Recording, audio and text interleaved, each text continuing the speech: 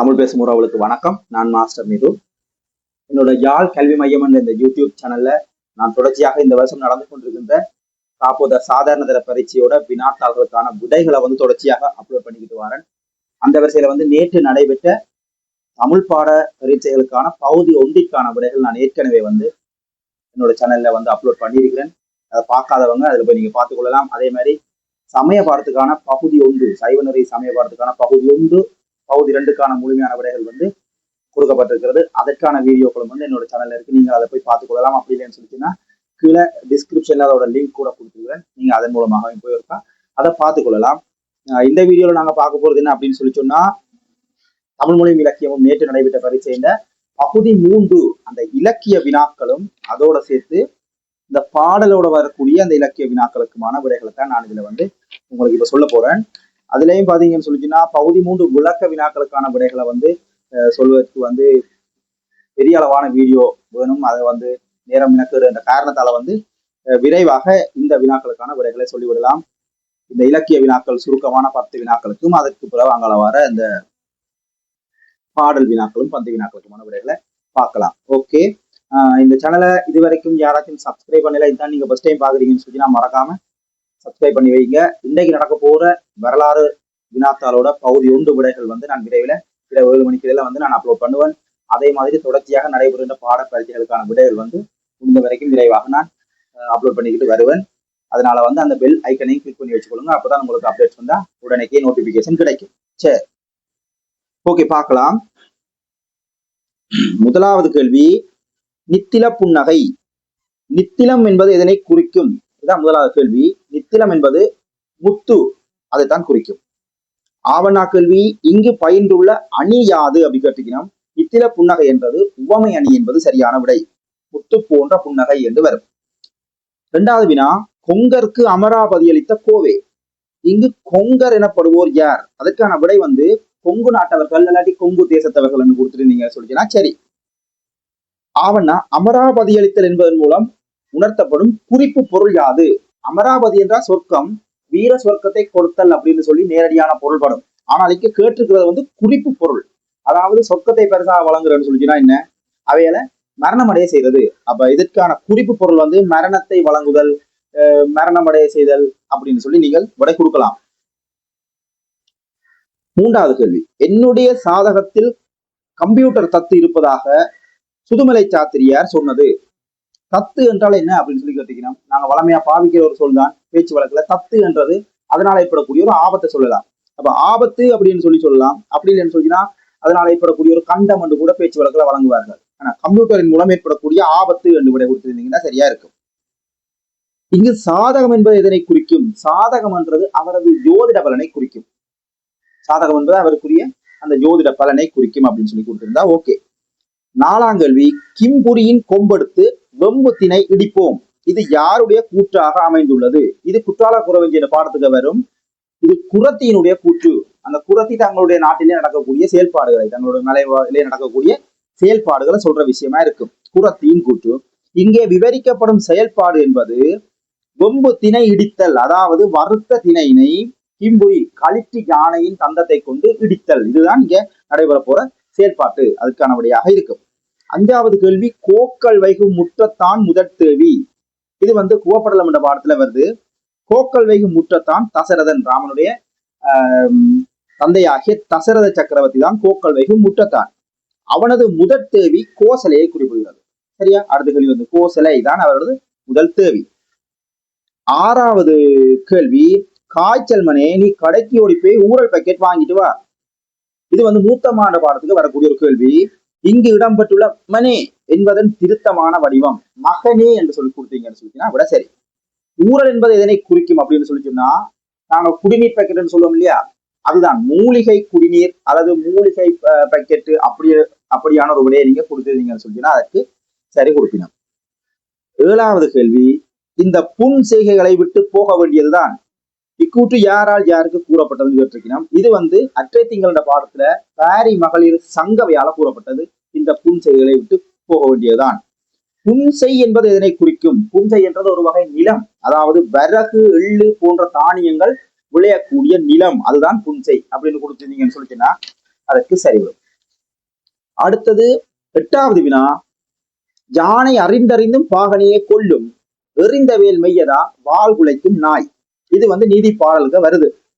யானையின் இயல்பு யாது அப்படின்னு கேட்டிருக்கீங்கன்னா, யானையினுடைய இயல்பு தான் வளர்த்த பாகனையே அது கொல்லும் நன்றி மறந்த ஒரு இயல்பு இங்க குறிப்பிடப்பட்டிருக்கு. நன்றி மறந்த இயல்பு அல்லது நன்றி அற்ற குணம், தான் வளர்த்த பாகனையே கொல்லும் தன்மை அப்படி நீங்கள் ஏதாச்சும் ஒருபட கொடுக்கலாம். நாயின் நட்பண்பு என்ன அப்படின்னு சொல்லி சொன்னா, வளர்த்தவர் துன்பம் செய்த போதும் அவரது நன்றியை மறக்காத ஒரு தன்மை, அவர் மீது கொண்டுள்ள நன்றி உணர்வு அப்படின்னு சொல்லி நீங்கள் விட கொடுக்கலாம் நாயின் நட்பண்புக்கு. 9வது, நெடுநீர் குட்டத்து துடுமென பாய்ந்து. இது சங்க பாடலுக்கு வரக்கூடிய ஒரு பாடல். நெடுநீர் குட்டம் என்றால் என்னன்னு கேட்டால், நீர் குட்டம் என்றது நீர் குளத்தை குறிக்கும். நெடுநீர் குட்டம் என்றால் நெடிய அல்லது ஆழமான குளம் அப்படின்னு சொல்லி விட கொடுக்கலாம். ஆவண்ணா இத்தொடரில் இடம்பெற்றுள்ள ஒலி குறிப்பு சொல் யாது? ஒலி குறிப்பு சொல் அப்படின்னு சொல்லிட்டீங்கன்னா, துடும் என்ற சொல் தான் இங்க ஒலி குறிப்பு சொல்லாக இருக்கிறது. துடும் என்று நாங்கள் தண்ணிக்குள்ள ஒருவர் பாயும் போது வரக்கூடிய இந்த சத்தம், அதைத்தான் அவர் துடும் என்ற ஒலி குறிப்பு சொல் பயன்படுத்தி இருக்கிறார். 10வது கேள்வி, கதவு உரையும் மனத்தாதை முனிக்கு உரைத்த மொழி. இது கிருட்டிணன் தூது சேர்க்கம் என்ற பாடத்துக்கு வருது. இங்கு தாதை யாருன்னு கேட்டிருக்கணும். தாதை என்றா பெரிய தந்தை என்றுதான் பொருள். ஆனா இங்கு தாதை யார் என்று கேட்டபடியா அது யார்? திருதராட்டினன் என்று விட கொடுக்க வேணும். பெரிய தந்தை என்ற விட சில இடங்கள்ல விலை கொடுக்கப்படலாம். இனி டிஸ்கஷன் பேப்பர் டிஸ்கஷன்ல சில வேலைகள்ல அது சரியா இருக்கும், சரி பரவாயில்ல அதுக்கும் சரி கொடுங்கன்னு சொல்லி சொன்னா ஓகே, சில வேலை சரி கொடுப்பினோம். ஆனா பெரும்பாலும் அதற்கு பொருத்தமான விடை தாதை யாருன்னு கேட்டபடியா திருதராட்டினன் அப்படின்னு தான் கொடுக்க வேண்டும். முனி யாருன்னு கேட்டிருக்கணும். இங்கு குறிப்பிடப்பட்டுள்ள அந்த முனிவர் சஞ்சய முனிவர். சரியா? அவ 10 கேள்விக்குமான விடைகளை நான் சொல்லிட்டேன், இலக்கிய கேள்விகள். இதற்கு பிறகு தொடர்ச்சியாக அந்த பாடல்ல வரக்கூடிய கேள்விகளையும் ஒருக்கா பார்க்கலாம். அதுக்கு முன்னும் என்னோட சேனலை நீங்க சப்ஸ்கிரைப் பண்ணலன்னு சொல்லிங்கன்னா இப்பயே சப்ஸ்கிரைப் பண்ணிட்டு அந்த பெல் ஐக்கனையும் கிளிக் பண்ணிருங்க. இடையில இன்னொரு முக்கியமான விஷயம் சொல்ல வேணும். என்ன அப்படின்னு சொல்லி சொன்னா, சில பேர் கொமெண்ட்ல சொல்லியிருந்தீங்க சவுண்டு கொஞ்சம் கிளியர் இல்லாம இருக்கு, ஒளித்தரம் குறைவாக இருக்கு அப்படின்னு சொல்லி. உண்மைதான், எனக்கும் தெரியும். நான் ஆன்லைன்ல ஆர்டர் பண்ணி ஒரு மைக்கை எடுத்தேன். அது சொந்த குரலே சொங்கி குரலா இருக்குது. என்னோட குரல் கேட்கும் போதே சில நேரத்துல ஏலியனோட குரலை கேட்கிற மாதிரி கூட எனக்கு இருக்குது. இருந்தாலும் ஒன்றும் செய்ய முடியாது. இப்போது இருக்கக்கூடிய நிதி நிலைமைக்கு ஏற்ற மாதிரிக்கு ஒரு கொஞ்ச நாளைக்கு அட்ஜஸ்ட் பண்ணி கொள்ளுங்க. நான் சீக்கிரம் நல்ல ஒரு தெளிவான துல்லியமான தரம் இருக்கக்கூடிய ஒரு மைக் கொண்டு நான் மாத்திருவேன். தொடர்ச்சியாக நிறைய வீடியோக்கள் அப்லோட் பண்ணுவேன். என்னோட பாடம் கணிதம், அதனால கணிதம் சம்பந்தமா நான் நிறைய போடுவேன். நிறைய இலகு வழிகள், நிறைய ஷார்ட்கட், நிறைய உங்களுக்கு நிறைய வீடியோஸ் நான் போடுவேன். அப்ப கண்டிப்பாக நான் முடிஞ்ச வரைக்கும் ஒரு சீக்கிரத்திலே இந்த மைக்கை நான் ரீப்ளேஸ் பண்ண பார்க்கிறேன். ஓகேவா? சரி, தொடர்ச்சியா பார்க்கலாம். 2வது பாடல் கேள்வியில போகலாம். தேம்படு பனையின் திரள் வளர்த்து ஒரு விதை என்ற பாடல் வந்திருக்கணும். அந்த பாட்டுக்கு கீழே கேட்கப்பட்ட கேள்வி பாத்தீங்கன்னா, இங்கு பனை பற்றி எவ்வாறு விவரிக்கப்பட்டுள்ளது? இப்போ பனையை பற்றி சொல்லப்பட்ட விடயங்களை நீங்க எழுத வேணும். இப்ப நான் சொல்றேன் பாருங்க. தேம்படு பனை இனிமையான பழத்தை தரக்கூடிய பனை, வானளவுக்கு உயர்ந்து வளர்ந்திருக்கக்கூடிய பனை, இப்படி சொல்லி இதுக்கு விவரம் எழுதினீங்கன்னா ஓகே. ஆவணா கேள்வி, ஆலம் விதையின் சிறப்பு எவ்வாறு விவரிக்கப்பட்டுள்ளது? தெள்ளிய ஆளின் சிறு வளர்த்தொரு விதை. ஆகவே தெளிவாக தெரிகின்ற அந்த ஆலமரத்தின் சிறிய பழத்தின் விதை, அதை பற்றி தானே கேட்கணும். அப்ப ஆலம் விதையின் சிறப்பு என்னன்னு கேட்டா பாருங்க, தென்னீர் கயத்து சிறு மீன் சினையிலும் நுண்ணியது. இதைத்தான் நீங்க கொடுக்க வேணும். தெளிந்த நீர் குளத்தில் உள்ள சிறிய மீன் முட்டையை விட மிகவும் சிறியதான ஒரு விதை அப்படின்னு சொல்லித்தான் விதையை பற்றிய விவரிப்பு நீங்க கொடுத்தா வேணும். 2வது கேள்வி, கலாக்கால் பள்ளியில் வைத்தற்றால் சான்றோர் குலாத்து பேதை புகழ். திருக்குறள் பேதம் என்ற பாடத்துல இருந்து வந்திருக்குது. இங்கு வள்ளுவரால் ஏளனம் செய்யப்படும் விடயம் என்ன அப்படின்னு சொல்லி சொன்னால், அந்த சபையோர் சான்றோர் நிறைந்திருக்கின்ற சபையிலே பேதை புகுவதைத்தான் அவர் ஏளனம் செய்கிறார். சரியா? சான்றோர் நிறைந்த சபையில் பேதை புகுதல் என்று விட கொடுக்கலாம். இங்கு இடம்பெற்றுள்ள அணிய இனங்கண்டு விளக்குக. இது ஒரு உவமை அணி. உவமை அணியை விளக்கும் போது உவமானம், உவமேயம், பொதுத்தன்மை, இந்த 3 விஷயங்களை நீங்க கொடுத்தா ஆகணும். உவமானம் என்ன, உவமேயம் என்ன, பொதுத்தன்மை என்ன அப்படின்னு சொல்லி சொல்றேன் பாருங்க. கழுவாத காலுடன் ஒருவன் படுக்கை அறையில் நுழைதல், இது உவமானம். அதற்கான உவமேயம் என்னன்னு பாத்தீங்கன்னு சொல்லி சொன்னா, சான்றோர் நிறைந்த சபையில் பேதை புகுதல். பொதுத்தன்மை என்ன, அந்த இடத்தின் தூய்மைத்தன்மை கெட்டுப்போகும்.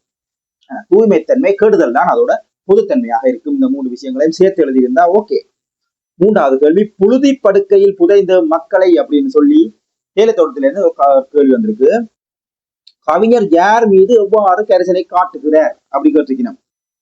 யார் மீது கரிசனை காட்டுகிறார்? இது தோட்ட தொழிலாளர்கள். அப்ப தேயிலை தோட்ட தொழிலாளர்கள் மீது என்று விட கொடுக்க வேண்டும். எவ்வாறு கரிசனை காட்டுகிறார் அப்படின்னு சொன்னா, புதைந்த மக்களை போற்று இரங்கல் புகழ்மொழி இல்லை என்று சொல்றார்.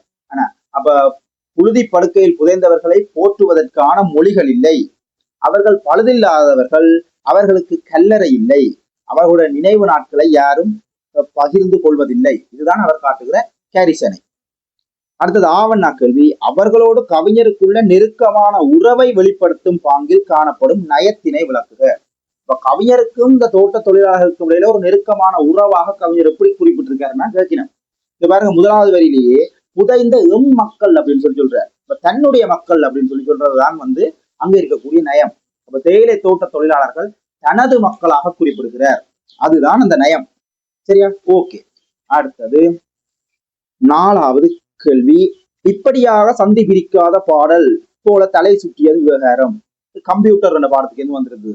நான் தமிழ் மொழியில வரும் என்று எதிர்பார்த்து கொடுத்த எக்ஸ்பெக்டேஷன் விஷயங்கள்ல பாத்தீங்கன்னு சொல்லிச்சுன்னா, கம்ப்யூட்டர்ல இருந்து ஒரு பந்தியும் தமிழர் பண்பாடுல இருந்து ஒரு பந்தியும் வரும்னு சொல்லி நான் கொடுத்திருந்தேன். அப்படியே வந்திருக்கிறது. நீங்க என்னோட டிக்டாக் ஐடியில கூட அதை எடுத்து பார்க்கலாம். அதுவும் நான் கொடுத்திருந்த பந்தி தலைப்பு இப்படியாக சந்தி பிரிக்காத பாடல். இந்த பந்தி தலைப்பு தான் கொடுத்திருந்தேன். அது அப்படியே வந்திருக்குது. சரியா? அதே மாதிரி பாத்தீங்கன்னு சொல்லிச்சுன்னா, இயற்கை அனர்த்தங்கள் பற்றி கட்டுரை வரும் என்று நான் எக்ஸ்பெக்ட் பண்ணி கொடுத்திருந்தேன். அந்த விஷயங்களும் அப்படியே இயற்கை அனர்த்தங்களும் கட்டுரையாக வந்திருக்கு. சோதனை எழுதின மாணவர்களுக்கு தெரியும், பரீட்சை எழுதின மாணவர்களுக்கு. அதே மாதிரி நான் இந்த இலக்கிய வினாக்கள் விளக்க வினாக்கள்ல கிருஷ்ணன் தூது சர்க்கம், அதோட நாவலர் எழுந்த மூத்தம்மா, மற்றது இந்த பாடங்கள் குற்றால குறவஞ்சி, இந்த பாடங்கள் எல்லாம் வரும் அப்படின்னு சொல்லி கொடுத்திருந்தேன். அந்த விடயங்களும் அப்படியே வந்திருக்குது. ஆக இதை எதிர்பார்த்து படித்த மாணவர்கள் செய்திருப்பீர்கள் சொல்லி நம்புறேன். ஓகே, நாங்கள் விடைக்கு போகலாம். 4வது கேள்வி. இப்படியாக சந்தி பிரிக்காத பாடல். இதுல கதை சொல்லிக்கு கம்ப்யூட்டர் தொடர்பில் பரிச்சயம் இல்லை என்பது உவமை மூலம் வெளிப்படுத்தப்படுவதில் காணத்தகும் நயத்தை விளக்குக அப்படின்னு சொல்லினோம். உவமை மூலம் வெளிப்படுத்தப்படுவதுன்னு சொல்லி சொன்னா, இங்க சந்தி பிரிக்காத பாடல் போல தலை சுற்றியது, இதுதான் உவமை. சந்தி பிரிக்காத பாடல் போல அவருக்கு தலை சுற்றியதான். இப்ப இங்க என்ன நாங்கள் நயத்தை விளக்கணும்னு சொல்லிச்சுன்னா, எப்படி ஒரு சந்தி பிரிக்காத பாடல் அதனுடைய பொருளை தெளிவாக விளங்கி கொள்ள முடியாதோ, அதே போல கம்ப்யூட்டர் பற்றிய பரிச்சயம் இல்லாத அவருக்கு அந்த கம்ப்யூட்டரை பற்றிய தெரிந்து கொள்வதிலையோ அதை பற்றி குறிப்பிடுவதிலையோ பெரும் சிரமம் ஏற்பட்டிருந்தது. அதுதான் இந்த கதையில சொல்லப்படுற விஷயம். என்ன, அப்ப நாங்கள் அதுதான் நாங்கள் நயமாக எழுதி கொள்ள வேணும். கம்ப்யூட்டர் தொடர்பில் பரிச்சயம் இல்லை என்பது எவ்வாறு வெளிப்படுத்தப்படுது என்றால், அந்த சந்தி பிரிக்காத பாடலுக்கு எவ்வாறு பொருள் விளங்க முடியாதோ அதே போல கம்ப்யூட்டர் பற்றிய பரிச்சயமின்மையால், கம்ப்யூட்டர் பற்றிய ஒரு தெளிவில்லாமையால் அவருக்கு அது ஒரு பெரும் பிரச்சனையாக இருந்தது அப்படின்னு சொல்லி அதைத்தான் நீங்க வழியாக எழுதவன். ஆவணா கேள்வி. அது தொடர்பிலான நண்பரின் நிபுணத்துவத்தை வெளிப்படுத்தும் பாங்கில் காணத்தக்க சிறப்பு. நண்பரின் நிபுணத்துவம் இங்க வெளிப்படுத்தப்பட்டிருக்கு. பாத்தீங்கன்னு சொல்லிச்சுன்னா, நண்பர் கம்ப்யூட்டருக்கு தலபுராணம் எழுதியவர் அப்படின்ற ஒரு விஷயம் சொல்லியிருக்கிறேன். அதே மாதிரி கொத்தாக ஆராய்ச்சி செய்து வித்துவான் பட்டம் பெற்ற நண்பரோடு படையெடுத்தேன் அப்படின்னு சொல்லி இருக்குது. சோ இந்த ரெண்டுமே நண்பர் நிபுணத்துவம் கொண்டவர் அப்படின்னு சொல்றதுக்கான உதாரணம். வித்துவான் பட்டம் பெற்றவர் சொல்லிச்சுன்னா, கம்ப்யூட்டர் பற்றி நிறைய தெரிஞ்ச விஷயம் வச்சு கொண்டவர். அதே மாதிரி தலபுராணம் எழுதியவர். அது தலபுராணம் என்றா என்ன? ஒரு தலத்தினுடைய புராணம், ஒரு ஆலயத்தினுடைய ஒரு தலத்தினுடைய வரலாறை கூறுவதுதான் தலபுராணம். அப்ப கம்ப்யூட்டர் பற்றிய தலபுராணம், கம்ப்யூட்டர் பற்றிய வரலாறு தெரிந்தவர் என்ற அர்த்தத்துல அவர் நிபுணத்துவம் கொண்டவர் அப்படின்னு சொல்லலாம். சரியா? 5வது கேள்வி. பாப்பனர், மொழிபெயர்த்தோர், யவனர், புலம்பெயர் மக்கள் அப்படின்னு சொல்லி தமிழர் பண்பாட்டுல இருந்து ஒரு வினா வந்திருக்கு. பாருங்க, தமிழ் மக்களின் உயரிய மனப்பான்மை இங்கு எவ்வாறு விளக்கி உரைக்கப்படுகிறது? இதுல சொல்லப்பட்ட பந்தியில பாத்தீங்கன்னா அந்த உலக மனப்பான்மை பற்றி தான் சொல்லப்பட்டிருக்குது. யாதும் ஊரே யாவரும் கேளிர் அப்படின்னு சொல்வதுதான் தமிழருடைய பண்பாடு என்ற விஷயம் தான் இதுல சொல்லப்பட்டிருக்கு. அனைவருமே எங்களுக்கு கேளிர், மகளிர் அனைவருமே எங்களுக்கு உறவினர்கள். யாதும் ஊரே, எல்லாமே எங்களுக்கு ஊர்தான், அனைத்து மக்களும் எங்களுக்கு உறவினர்கள் என்ற விஷயம் தான் அந்த உலக மனப்பான்மை. இங்க உலக மனப்பான்மை எவ்வாறு விளக்கி உரைக்கப்பட்டுள்ளது என்று சொல்லி கேள்வி கேட்டிருக்கோம். நம்ம அந்த உயரிய மனப்பான்மைக்கான விடை பார்த்தீங்கன்னு சொல்லிச்சுன்னா பாருங்க, பிறர் மக்களின் நலத்தை கருதும் பண்பு, தமக்கென வாழா பிறக்குரியாளன் எனும் தன்மை, இந்த சிறப்புகள் தான் தமிழருக்குரியவை அப்படின்னு சொல்லப்பட்டிருக்கலாம். அந்த விஷயங்கள் தான் நீங்க விடையாக எழுத வேணும். அந்த மனப்பான்மை பிற சமூகங்களில் இல்லாம எவ்வாறு உணர்த்தப்பட்டுள்ளதுன்னு சொல்லி கேட்டிருக்கீங்க. இப்ப வேற சமூகங்கள்ல இந்த மனப்பான்மை இல்லைன்றதுக்கான உதாரணம் நீங்கள் கீழே இருக்கக்கூடிய 4 வரியிலே கொடுக்கப்பட்டிருக்கு பாருங்க. வட ஆரியர், கிரேக்கர் போன்றோருடைய வண்டை கொள்கைகளுடன் முரண்பட்டே இருந்தது எமது கொள்கை என்று. அதே மாதிரி பிளேட்டோ, அரிஸ்டோட்டில் போன்றோர் கிரேக்கர் மட்டுமே உயர்ந்தவர்கள் என்றும் பிற மக்களை நாகரிகமற்றவர்கள் என்றும் கூறி வந்தனர். இந்த விஷயங்கள் எல்லாம் பாத்தீங்கன்னு சொல்லிட்டுனா அந்த உலக மனப்பான்மை எங்கட மொழியில மட்டும்தான் இருந்தது, வேற்று மொழிகள்ல இல்லைன்றதுக்கான உதாரணங்கள் அந்த விஷயங்களை நீங்கள் வச்சு இதுல விளக்கி கொள்ளலாம். சரியா? ஓகே, இவைதான் இந்த வருஷம் நடந்த தமிழ் மொழியும் இலக்கியம் பகுதி 3ற்கான இலக்கிய வினாக்களுக்கும் பாடல் பந்து வினாக்களுக்குமான விடைகள். இது தொடர்பாக மேலும் ஏதாச்சும் சந்தேகங்கள் இருந்தா நீங்க கமெண்ட்ல பதிவிடுங்க. அதே மாதிரி இன்றைக்கு நடக்க போற வரலாறு பாடத்தோட பகுதி 1ற்கான விடைகளோட அடுத்த வீடியோல உங்களை சந்திக்கலாம். நன்றி.